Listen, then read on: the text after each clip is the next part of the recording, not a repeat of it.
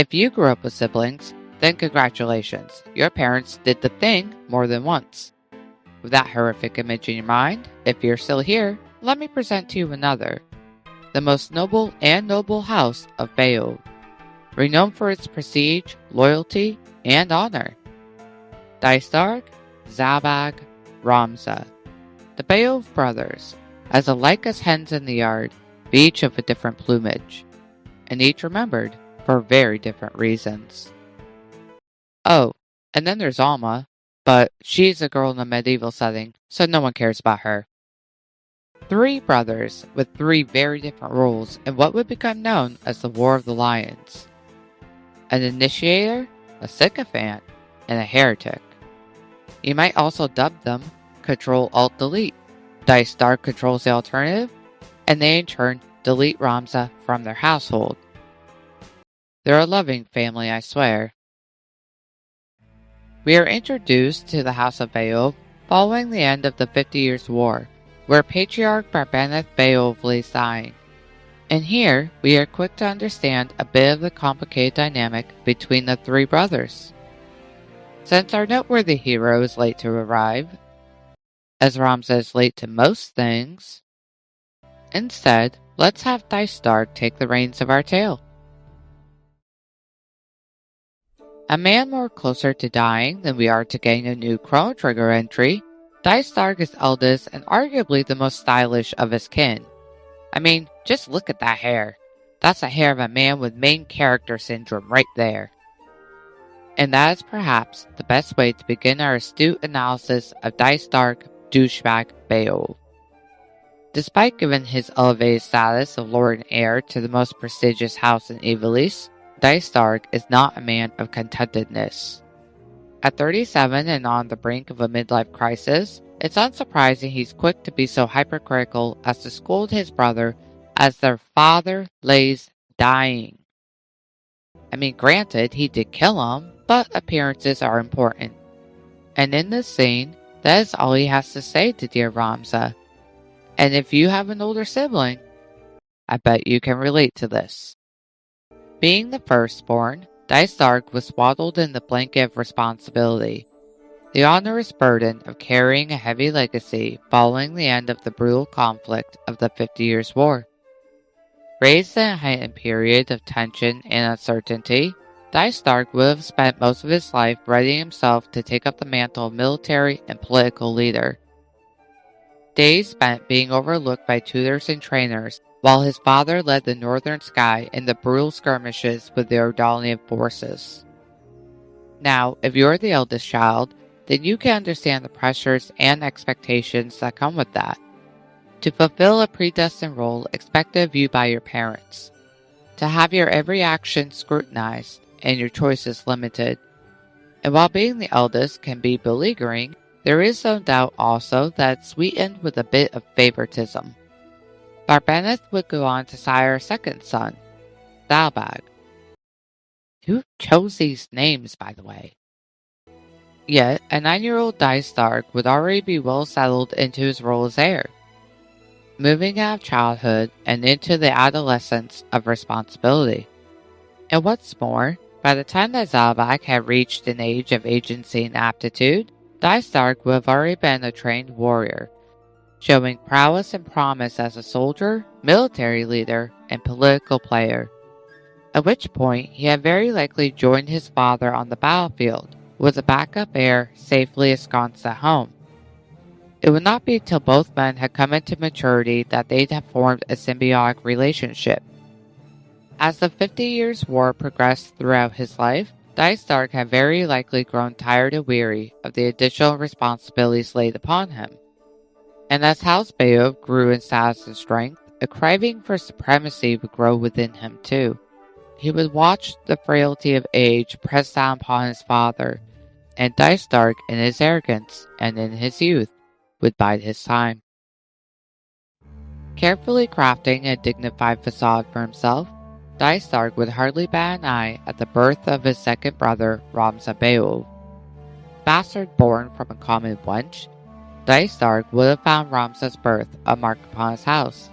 Yet, with a 20-year gap between them and Ramza being bastard born, It meant that Ramza could never challenge him, and so he dismissed them. But then the simpering fool that he calls his father does the unthinkable and adopts a pair of common brats as well. But hell, Barbenneth is just a doddering old fogey, so let him have his pet indulgences. Rather than remonstrate his father, Dycedarg would turn inward to his own concerns and his own ambitions. We come then to bestralled Larg, a member of the royal Ivalisian line through Queen Lovaria. Dycedarg displayed a Machiavellian nature even at a young age, and so when the king of Ivalice lay weakened and dying, the two men concocted a nefarious plot that would hurl the country into a vicious civil war. Recognizing Barbenneth as an undignified milksop who we'd call a boomer these days, Dycedarg's patience expired, and so thus he made certain his father did too. Following the slow poisoning of Barbenneth with moss fungus, Dycedarg would dutifully continue his duties as House Lord with a trusted Zalbag as heir. Neither brother shows an interest in producing an heir themselves. This could either be attributed to Dycedarg's disdain for children in general, or because the man truly believed that he'd live on for decades to come. Considering his narcissistic tendencies, I'm gonna say it's the latter. Exploiting the upheaval within Ivalice, Dycedarg and Larg would quietly inflame tensions and conflicts from the shadows, such as the kidnapping of the Marquis Elmdor by the Corpse Brigade. And oh boy, am I sure that his brother Zalbag, unknowingly interfering with that plan, wilted that gravity-defying hair on his head. The Corpse Brigade was a rebel faction of woebegone soldiers from the 50 Years' War that caused unrest in Ivalice, executing acts of terrorism, kidnapping, and demands for equality and recognition. Had the Corpse Brigade began assassinating nobles, it would have created a power vacuum within Ivalice. And with Dycedarg and Larg both being influential people in prominent positions, it would have presented them with the perfect opportunity to seize power. Following the mistaken kidnapping of Tidra, Dycedarg serves honeyed assurances to Ramza and Alma that he means to see her rescued. But it is the bootlicker Argath that is quick to disabuse the pair of that notion. But Ramza and Alma grew up with Dycedarg. They know him well. He would not lie to them. Or so they think. The man may be aloof and a hard ass, but certainly not even the practical Dycedarg would jeopardize the well-being of his own stepsister. And so Zalbag is ordered to rout the Corpse Brigade, with the whispered reprimand that this grisly task must be completed at any cost necessary. And here at last, we'll pivot now to House Beoulve's runner-up heir, the second-rate commander and sycophant, Zalbag. Now, when you first heard that name at the start of the video, your first thought may have been, oh yeah, that guy. Well, that's because he's the middle child, and if you're a middle child, you know exactly what I mean. It was Zalbag's lot in life that he was to be expected to accomplish the same realized objectives of his older brother. But it too was expected that he would never measure up against Dycedarg either. How could he? Zalbag was a backup, a replacement goldfish if you will, raised with the knowledge that duty would befall him should his father and brother die. Zalbag was taught to be complacent and respectable, and while ambition grew within Dycedarg, resentment festered within his younger brother. To spend your life trying to be recognized, to be notable and honorable, to prepare yourself for war and for power, but also realizing that those preparations may never reach fruition. And so the training that you've undergone your whole life is almost an afterthought. And so instead, Zalbag is charged with military duty in overseeing the House Beoulve, while Dycedarg plays his Game of Thrones. Zalbag is much closer to Ramza and Alma, and at the very least, respectful of Dalida and Tidra. It was, after all, Zalbag that disregarded his own brother's orders, and so sent the boys in pursuit of the corpse brigade, leading to the rescue of the Marquis Elmdor. There's a friendliness to this man, and a strong sense of justice, of protectiveness, of attempted honor. Yet, when Zalbag arrives at Ziegden Fortress, orders are orders, and there is no room for milksop sensitivities. House Beoulve does not negotiate. They do not simper, and they do not yield. And so with a heavy heart, Zalbag gives the order, and Tidra is killed. A new message comes, and Zalbag turns away from the consequences of his actions. He forsakes his honor, forsakes his morals, and picks up his sword to do his duty. Our third and youngest Beoulve brother is left standing in the slowly falling snow, now stained red with disgrace. Following the battle, an injured and disillusioned Ramza stumbles away, disavowing his name, his family, and the legacy that his father left to him. Being the third and youngest son, Ramza lived a simple life of few responsibilities. His bastard blood afforded him a luxury that Dycedarg saw as frivolous and Zalbag saw as envious. Barbenneth would dote upon his youngest children, knowing his lineage was secure in the capable hands of his oldest sons. He was to train in the military academy as his brothers had done, and uphold the honor and reputation of his household. Comparatively, a simpler life than that of his brothers. And being a third-born child myself, while there are still freedoms granted with that position, there is also that lingering feeling of ineptitude that you don't, and never will, quite measure up to your older siblings.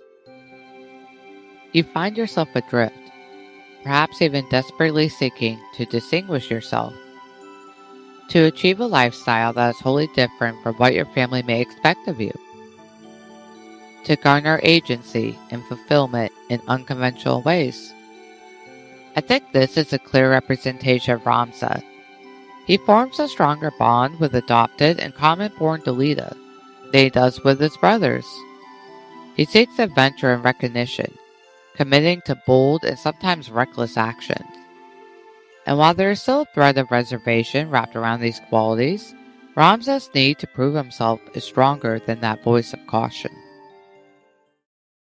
Yet, as he stumbled away from the wreckage of Ziegden Fortress and the wake of Dalida and Tidra's presumed death, the betrayal of his kin, the disenchantment of classic quality, that voice would be the only thing that Ramza carried with him.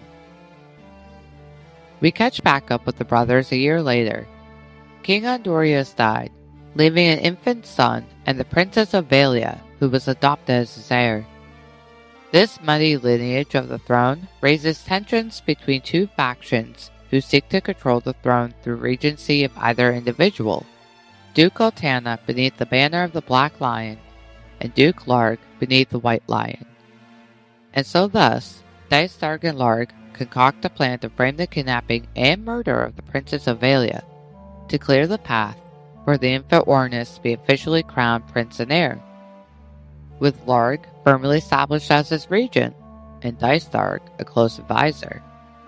Avalia's death would have caused unrest and distrust, likely leading to Gautana being deposed or even possibly executed, and so thus eliminating the most substantial threat to Dycedarg and Larg's plans. But those damn meddling kids just had to get involved. Following the failed assassination, he hears of Ramza's participation in rescuing the princess. But, rather than rejoice to learn that his brother lives, Dycedarg sees Ramza as an obstacle and a fool that must be trampled in the dirt before he can make a further nuisance of himself.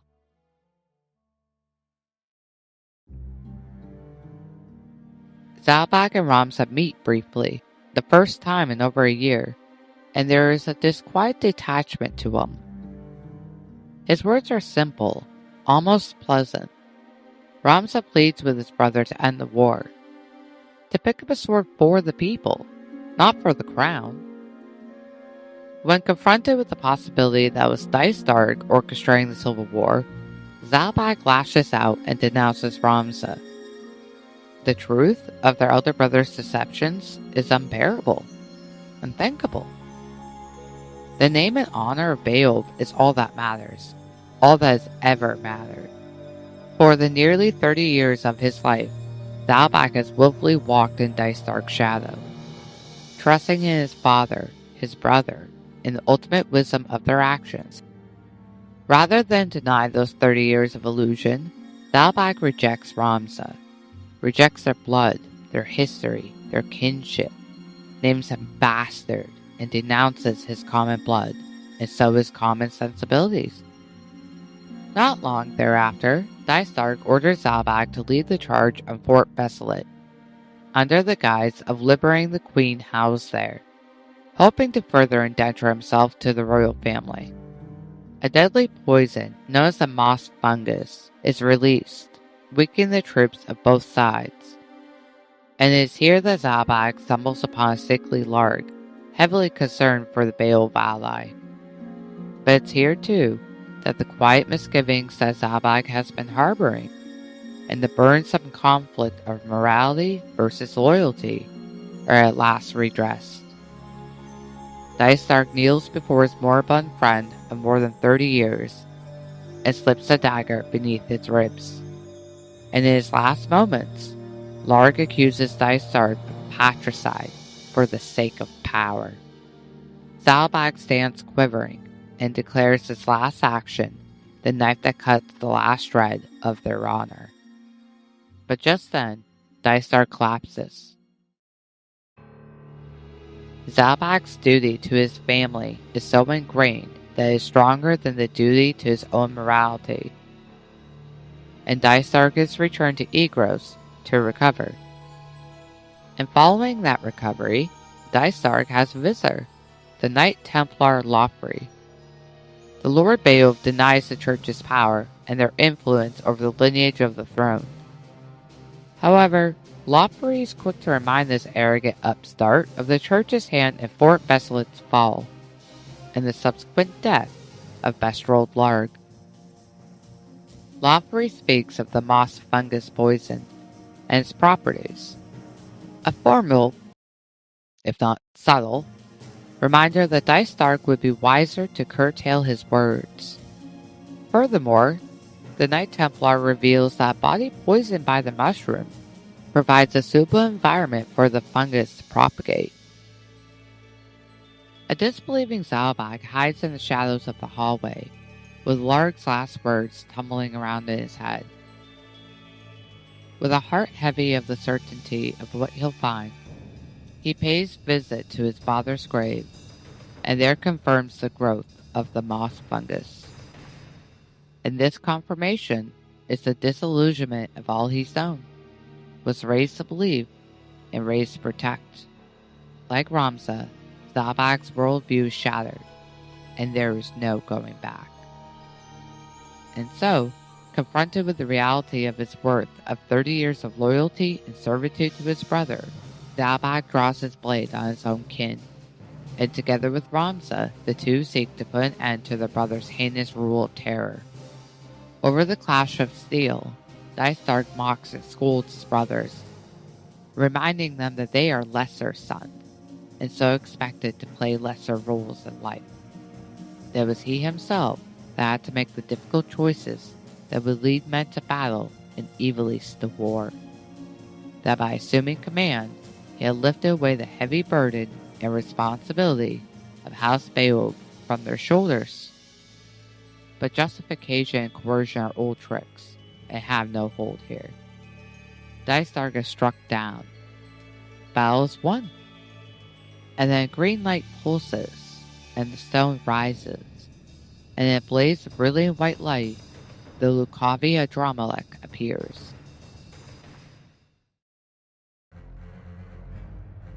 In a burst of furious power, he smites Zalbag, the brother that was his loyalist, his sycophant, his trusted commander. gone, without a speck of dust to remain. It is then left to Ramza to avenge his brother, his father, and all those that fell victim to Dycedarg's cruelty and his avarice. A mournful Ramza thinks that this matter is settled, but his duty continues.